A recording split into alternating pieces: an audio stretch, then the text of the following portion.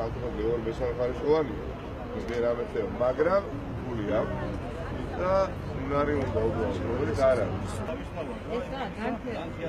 Danke, I am kuchas I nak.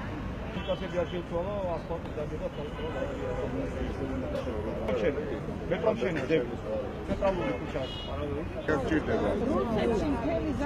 ყოველ ნაბიჯის გადადგმაზე ვხედავთ ამ უბედურ მდგომარეობას და 4 წლის განმავლობაში არაფერს არ დაადგა საშველი, რომ რაღაცა ელემენტარულად ხალხი წასულიყო წინ. მაშინ როცა ათეულობით მილიონი ლარი იხარჯება მხოლოდ საგზაო საფარის მოწესრიგებისთვის და ქუჩების უმეტესობა მაგალითად ისნის რაიონში არის მოუწესრიგებელი, პირდაპირ მიანიშნებს იმაზე რღაზე და ვსაუბრობთ, რომ თბილისის მერია დაკავებული არის მხოლოდ და მხოლოდ კორუფციით, დაკავებული არის მხოლოდ და მხოლოდ საკუთარი კომპანიებისთვის საბიუჯეტო სახსრების გადარიცხვით და საერთოდ არ აინტერესებს ის პრობლემები, რომლებიც მოსახლეობას აწუხებს.